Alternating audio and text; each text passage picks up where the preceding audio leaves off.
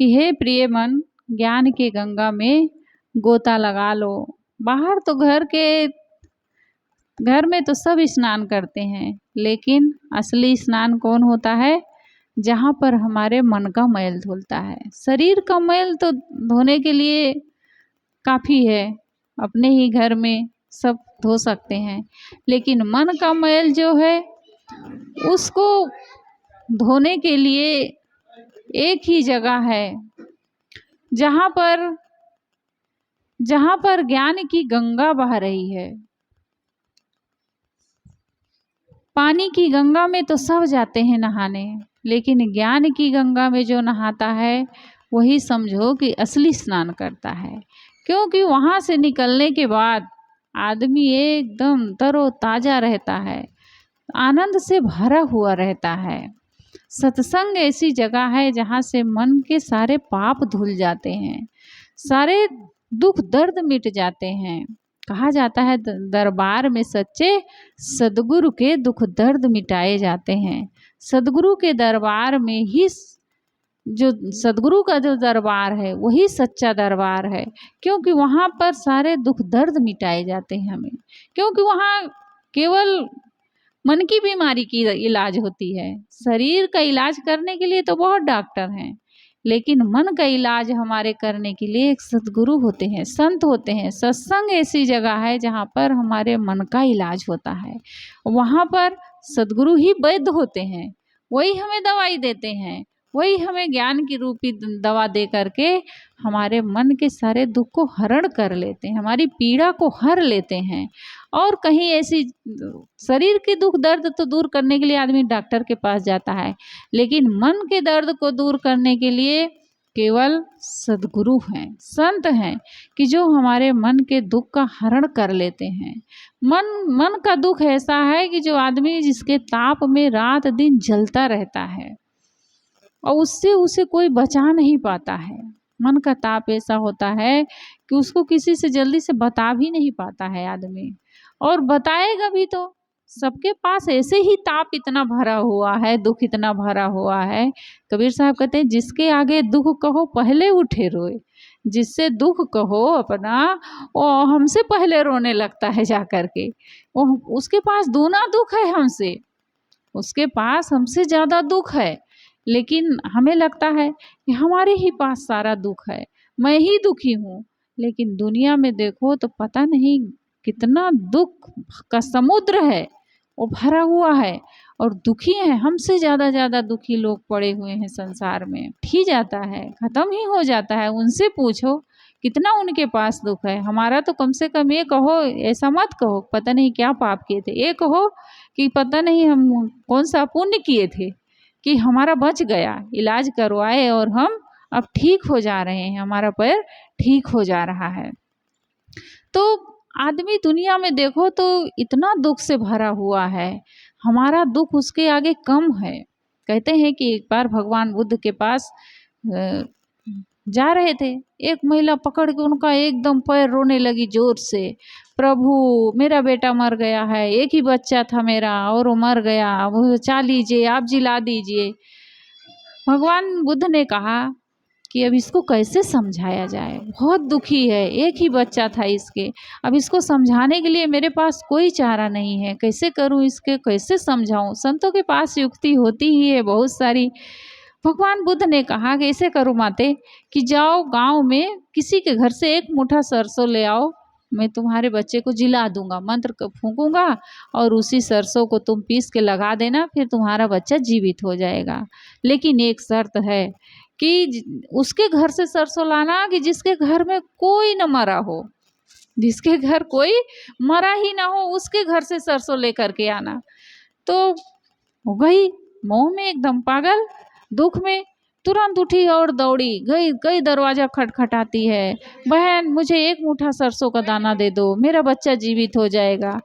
तो जब लेके आते सब सरसों दाना, हाँ भाई अगर ऐसी बात है तो हम दे देते हैं। जैसे सरसों दाना लेके आते तो कहती हाँ लेकिन बताइए बहन आपके यहाँ कोई मरा तो नहीं है। तो वो अपना चिल्लाने लगती, अरे मेरा तो जवान पति ही मुझे जवानी में ही छोड़ करके चला गया, मैं तो कोई मतलब उनका सुख मुझे नहीं मिल पाया। कोई कहता मेरा बेटा मर गया, कोई कुछ, सब दुख से उनसे ज़्यादा वो रोने लगते अपना दुख याद करके।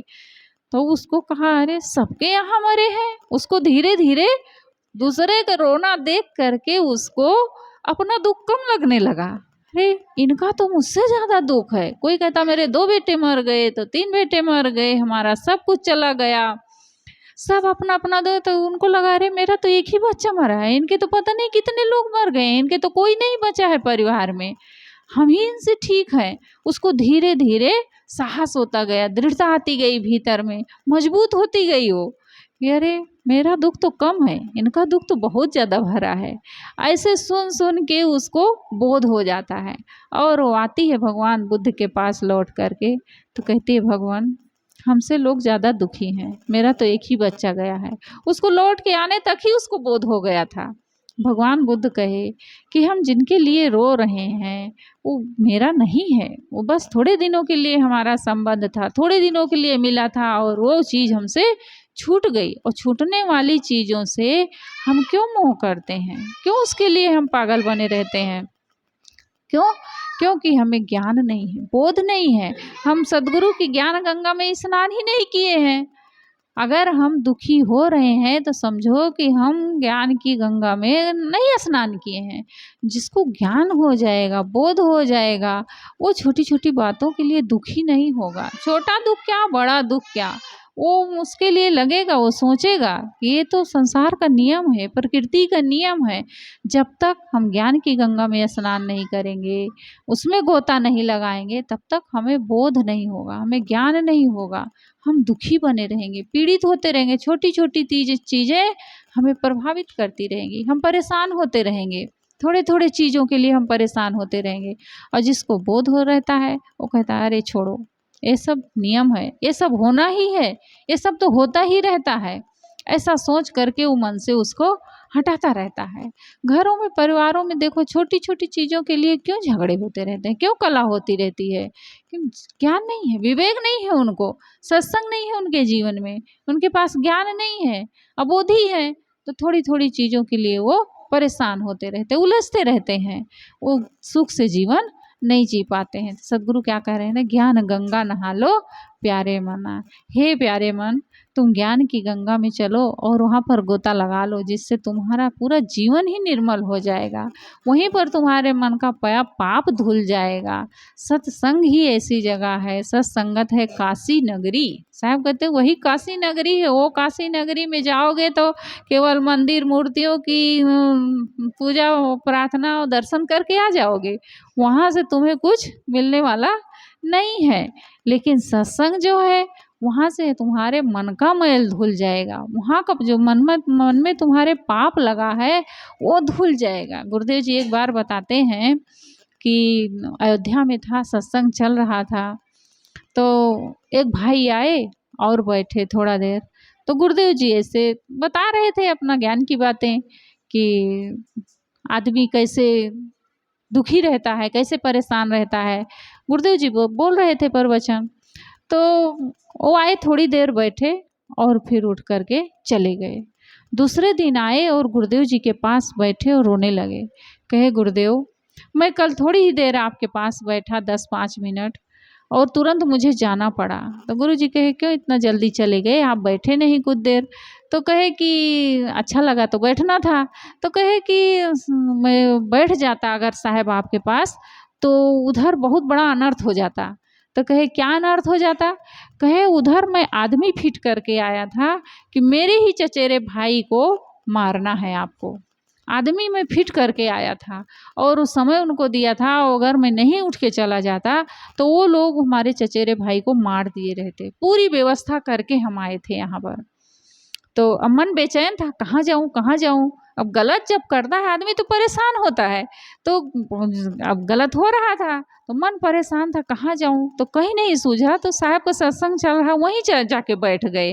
अब भाई मारेंगे तो पुलिस आएगी, क्या होगा क्या नहीं होगा, तो पकड़ेंगे ले जाएंगे, इसलिए भागना भी था, छिपना भी था, कौन करवाया इसको। अब जिससे विवाद होता है उसी को तो आदमी पहले खोजता है। तो उनको पता था मैं ही खोजा जाऊंगा, तो सत्संग में जा कर के गुरुदेव जी के पास वो बैठ गए। लेकिन सत्संग सुन करके वो 5 मिनट का सत्संग उनके जीवन को बदल दिया, उनके जीवन को बदल दिया। तुम गलत कर रहे हो, बहुत बड़ी गलती हो जाएगी, बहुत बड़ी भूल हो जाएगी। वो तुरंत गए और रोक लगा दिए। अपने भाई को, उनका भाई बाहर कहीं रहता था दिल्ली बम्बई में, उसको फ़ोन लगाए, कहे कि भैया मैं ये काम नहीं करवा सकता। वो भाई उनको फ़ोन में डांटने लगा, तुम कायर हो, कुचर हो, ऐसे नहीं करना चाहिए। अब इतना सब पूरा फिट हो गया था, पैसा भी दे दिए थे, सब पूरी व्यवस्था हो गई थी, आज काम तमाम हो जाता। थोड़ी सी ज़मीन के लिए झगड़ा चल रही थी, थोड़ी सी, बहुत कम, तो आज ही अच्छा हो जाता, मार दिए रहते, झगड़ा ख़त्म हो जाती। तो वो कहा भैया ये बहुत बड़ी गलती होती हम लोगों से, हम ऐसा नहीं कर सकते हैं। हम जा कर के तुरंत उसको रोक दिए और फिर गुरुदेव जी से बताए, गुरुदेव मैंने रोका और मैं सुख की नींद फिर सो पाया रात भर, नहीं तो मैं आज पता नहीं जेल में बैठा रहता अभी, जा कर के कहाँ होता, कैसे होता। अब वो तो फिर बिगड़ने के बाद पता नहीं कहाँ कहाँ स्थिति पहुँच जाती है। एक गलती होती है, फिर वो गलती आदमी को कहाँ से कहाँ तक पहुँचा देती है, अंदाज़ा नहीं हम लगा सकते हैं। थोड़ी सी भूल द्रौपदी के कि अंधे के अंधा होते हैं, उसका परिणाम कितना भयंकर हुआ। तो ऐसे जब कोई थोड़ी सी गलती हम लोगों से हो जाती है तो उसका परिणाम फिर बढ़ते बढ़ते बढ़ते बढ़ते वो बढ़ता जाता है। फिर एक दिन ऐसे होता है वो विनाश का रूप ले लेता है, सर्वनाश करवा डालता है, हमारे घर को, हमारे परिवार को, हमारी जिंदगी को, सबको बर्बाद कर देता है। क्यों? क्योंकि सत्संग नहीं है जीवन में, सद्गुरु नहीं है, ज्ञान नहीं है। राम के जीवन में संतों की संगत थी तो वो हर बार पाप से बच जाते थे, आज पूजा हो रही उनकी। और रावण के जीवन में गुरु नहीं था तो वो पाप पर पाप करता रहता था, जिसकी आज कोई पूजा नहीं करता। क्या करते हैं? उसका पुतला जला रहे हैं लोग, हर समय दशहरा के समय उसका पुतला जलाते हैं। और राम की देखो तो घरों घर पूजा हो रही है। तो संतों की संगत ऐसे आदमी को महान बना देती। साहब कहते हैं, हे मन चलो गुरु के ज्ञान में, गुरु के ज्ञान की गंगा में गोता लगा लो। बाहर तो बहुत गोता लगाए, अब ज्ञान की गंगा में गोता लगा लो, जहाँ से तुम्हारे सारे पाप धुल जाएंगे, सारे दुख मिट जाएंगे, सारी चिंता मिट जाएगी। और उसको पा करके तुम वो ज्ञान की गंगा में स्नान करके तुम सुखी हो जाओगे, निर्मल हो जाओगे, पवित्र जीवन हो जाओगे। फिर एक दिन ऐसा आएगा कि तुम मोक्ष को भी प्राप्त कर लोगे, क्योंकि यही सब तो सीढ़ी है हमें ऊपर चढ़ने की। एक एक सीढ़ी हम चढ़ते जाते हैं तो छत पर पहुंच जाते हैं। धीरे धीरे हम ज्ञान की गंगा में नहाते नहाते, धीरे धीरे हमारे मन के मैल को हम धोते धोते एक दिन पूरा पवित्र कर लेते हैं। और अगर नहीं जाएंगे तो फिर ऐसे अनादिकाल का कूड़ा कचरा दिमाग में भरा हुआ है, अनादिकाल का पाप ऐसे भरा है मन में, वो और पाप लगते लगते पूरा हमारा अंतःकरण मैल से, गंदगी से पूरा ढक जाएगा। फिर उसको धोने के लिए हमें बहुत मेहनत करनी पड़ती है। लेकिन रोज़ रोज़ अगर हम सत्संग करते रहते हैं, ज्ञान की चर्चा करते रहते हैं, अच्छे लोगों की संगत करते रहते हैं, तो फिर धीरे धीरे हमारे मन का सारा मैल धुल जाता है। सदगुरु कभी कहते हैं, धीरे धीरे रे मना धीरे सब कुछ होए, धीरे धीरे सब काम हमारा हो जाता है। अगर हम लगे रहेंगे तो फिर अवश्य हम सब भी, जैसे कहते हैं कि इंजन, रेल का इंजन होता है, उससे सब डिब्बे जुड़े रहते हैं, तो जहाँ इंजन पहुँचता है वहाँ वो धीरे से ले जा कर के सबको, सारे डिब्बे को पहुँचा देता है। ऐसे अगर हम संत गुरुजनों से जुड़े रहेंगे तो फिर धीरे धीरे जहाँ जिस स्थिति को संत गुरु जी प्राप्त किए हैं, जो सुख का, शांति का वो अनुभव कर रहे हैं, हम भी अगर जुड़े रहेंगे उनसे, हम भी एक दिन वहाँ तक पहुँच जाएंगे। लेकिन कब? जब ज्ञान की गंगा में गोता लगाएंगे तब। बहुत सुंदर भजन सुने थे हम लोग, कहाँ गए?